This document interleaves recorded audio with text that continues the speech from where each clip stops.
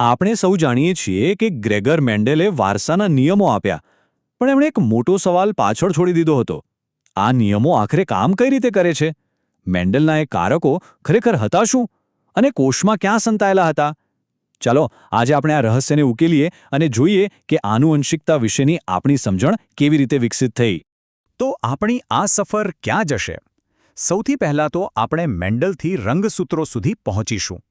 પછી જનીનોની દોસ્તી એટલે કે સહલગ્નતા વિશે જાણીશું. અને હા, ક્યારેક નિયમો પણ તૂટે છે, એટલે પુનઃસંયોજનની વાત કરીશું. ત્યાંથી આગળ વધીને વારસાના કેટલાક જટિલ પ્રકારો જોઈશું અને છેલ્લે આ આખી વાતનો સાર શું છે એ સમજીશું. ચાલો આપણી સફર શરૂ કરીએ. વાતની શરૂઆત ત્યાંથી થાય છે જ્યાં વૈજ્ઞાનિકો મેન્ડલના વિચારોને વાસ્તવિકતા સાથે જોડવાનો પ્રયત્ન કરી રહ્યા હતા. મતલબ કે આનુવંશિકતાનો કોઈ ભૌતિક આધાર તો હોવો જોઈએ ને. બસ એ જ શોધ ચાલી રહી હતી. તો સવાલ એ જ હતો કે મેન્ડલ જેને કારકો કહેતા હતા એ આખરે છે શું, અને કોષમાં એ ક્યાં આવેલા છે? આ સવાલ 20મી સદીની શરૂઆતમાં વૈજ્ઞાનિકોના મગજમાં ઘૂમી રહ્યો હતો. અને એનો જવાબ ખબર છે ક્યાં હતો? કોષના કેન્દ્રમાં. પણ એને જોવા માટે જોઈતી હતી એકદમ શાર્પ નજર અને અલબત્ત એક શક્તિશાળી માઇક્રોસ્કોપ.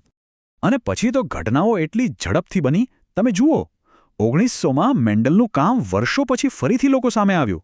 અને એના 2 જ વર્ષમાં 1902માં વૈજ્ઞાનિકોએ કોષ વિભાજન વખતે રંગસૂત્રોની હલચલ નોંધી. ત્યારે જ વોલ્ટર સટન અને થિયોડર બોવેરી નામના 2 દિમાગે આ બંને વાતોને જોડી દીધી અને એમાંથી જન્મ્યો એક ક્રાંતિકારી વિચાર. અને એ વિચાર હતો આનુવંશિકતાનો રંગસૂત્રીયવાદ. સિમ્પલ ભાષામાં કહીએ તો મેન્ડલના જે કારકો હતા, જેને હવે આપણે જનીન કહીએ છીએ, એ બીજે ક્યાંય નહીં પણ રંગસૂત્રો પર જ આવેલા હોય છે. બસ આટલી નાની વાત, પણ એ એટલી શક્તિશાળી હતી કે એણે આનુવંશિકતાના આખા અભ્યાસની દિશા જ બદલી નાખી. અને આ વાતના પુરાવા તો જુઓ. એક બાજુ મેન્ડેલે જે રીતે કારકો વચ્ચે એવું કહ્યું હતું, અને બીજી બાજુ વૈજ્ઞાનિકો માઇક્રોસ્કોપમાં જે રીતે રંગસૂત્રોને વર્તતા જોઈ રહ્યા હતા, એમાં ગજબની સમાનતા હતી. જેમ કે બંને જોડીમાં હોય છે, જનનકોષ બને ત્યારે બંને અલગ પડે છે અને બંને સ્વતંત્ર રીતે વહેંચાય છે. આ કોઈ સંયોગ તો ન જ હોઈ શકે, ખરું ને? પણ તમને ખબર જ છે, વિજ્ઞાનમાં એક જવાબ મળે ને એટલે 10 નવા સવાલો ઊભા થાય. જેવું લાગ્યું કે હાશ, હવે તો આનુવંશિકતાનો કોયડો ઉકેલાઈ ગયો, ત્યાં જ એન્ટ્રી થઈ થોમસ હન્ટ મોર્ગનની. અને એમના પ્રયોગોએ સાબિત કર્યું કે વાર્તામાં હજુ એક ટ્વિસ્ટ બાકી છે. એમને ખબર પડી કે મેન્ડલનો સ્વતંત્ર વિશ્લેષણનો નિયમ કંઈ દરેક વખતે લાગુ નથી પડતો. તો આપણા આજના અધ્યાયના આગલા હીરો છે થોમસ હન્ટ મોર્ગન.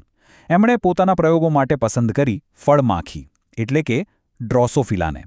અને એ પસંદગી એકદમ પરફેક્ટ હતી, કારણ કે આ માખીઓ ફટાફટ મોટી થઈ જાય અને ઢગલાબંધ બચ્ચા પેદા કરે, એટલે પ્રયોગોના પરિણામ જલ્દી મળે. અને એમના જ કામથી રંગસૂત્રીયવાદને નક્કર પ્રાયોગિક પુરાવા મળ્યા.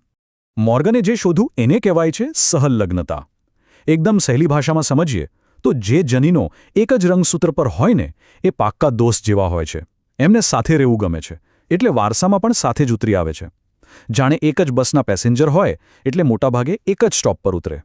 પણ અહીં વાર્તામાં બીજો ટ્વિસ્ટ આવ્યો. મોર્ગને જોયું કે આ પાક્કા દોસ્ત જેવા જનીનો પણ ક્યારેક જુદા પડી જાય છે. હવે આ કઈ રીતે બને? જો એક જ બસમાં બેઠા હોય તો અલગ કેવી રીતે થાય? બસ આમાંથી એક નવું જ રહસ્ય પેદા થયું. આ રહસ્યની ચાવી આંકડામાં છુપાયેલી હતી. ચાલો જોઈએ. એમના એક પ્રયોગમાં પીળા શરીર અને સફેદ આંખવાળા જનીનો હતા. એમાં લગભગ 98.7% બચ્ચા તો માતાપિતા જેવા જ હતા. પણ 1.3%માં જનીનોનું નવું જ કોમ્બિનેશન જોવા મળ્યું. હવે 1.3% આંકડો ભલે નાનો લાગે, પણ એ બહુ જ મહત્વનો હતો. હવે જરા આની સરખામણી એમના બીજા પ્રયોગ સાથે કરો. એમાં હતા સફેદ આંખ અને નાની પાંખવાળા જનીનો. અને અહીં નવા કોમ્બિનેશનવાળા બચ્ચાની ટકાવારી હતી પૂરા 37.2%, ક્યાં 1.3% અને ક્યાં 37.2%. આ તો બહુ મોટો ફરક કહેવાય. એટલે સવાલ સીધો જ હતો, એવું કેમ કે કેટલાક દોસ્ત જનીનો ભાગ્યે જ છૂટા પડે છે, જ્યારે બીજા અમુક વારંવાર? આટલા મોટા તફાવત પાછળનું કારણ શું હોઈ શકે? અને એનો જવાબ મળ્યો પુનઃસંયોજનમાં. થાય છે એવું કે કોષ વિભાજન વખતે સમજાત રંગસૂત્રો એકબીજા સાથે જીનેનોની અદલાબદલી કરી લે છે. મોર્ગન અને એમના સ્ટુડન્ટ આલ્ફ્રેડ સ્ટર્ટેવન્ટે આ વાત પકડી પાડી. એમણે શોધી કાઢ્યું કે રંગસૂત્ર પર બે જનીનો વચ્ચે જેટલું અંતર વધારે એટલી એમની છૂટા પડવાની શક્યતા પણ વધારે. અને બસ આ નાનકડી શોધમાંથી જ જનીન મેપિંગનો પાયો નંખાયો.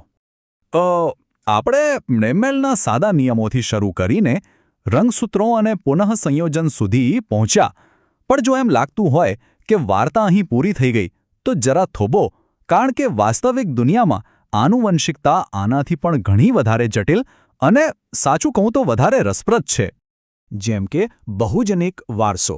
આમાં શું થાય છે કે કોઈ એક લક્ષણ, માની લો કે આપણી ઊંચાઈ કે ચામડીનો રંગ, એ કોઈ એક જનીન નક્કી નથી કરતું. એની પાછળ ઘણા બધા જનીનોની આખી ટીમ કામ કરતી હોય છે.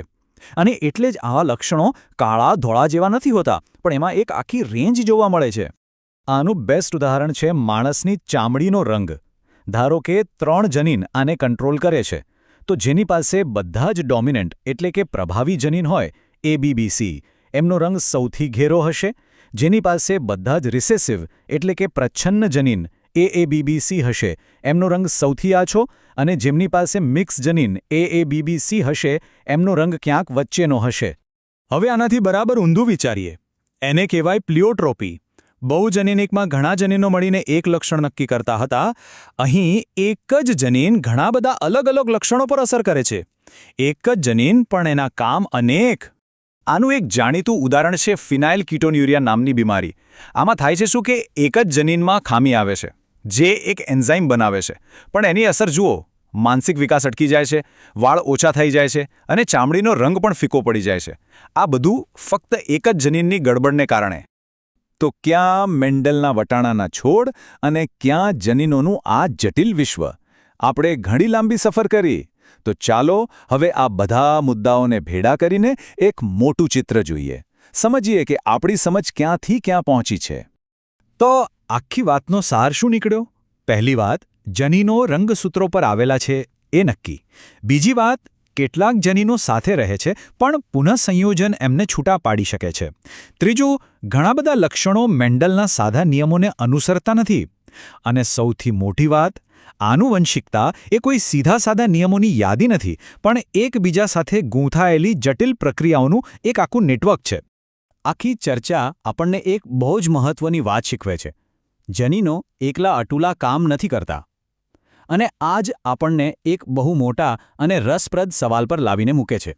શું આનુવંશિકતાના અભ્યાસનો હવે પછીનો સૌથી મોટો પડાવ એ સમજવાનો છે કે આપણા જનીનો અને આપણું પર્યાવરણ એકબીજા સાથે કેવી રીતે જોડાયેલા છે? આ એવો સવાલ છે જેનો જવાબ શોધવા આજે પણ વૈજ્ઞાનિકો મથી રહ્યા છે.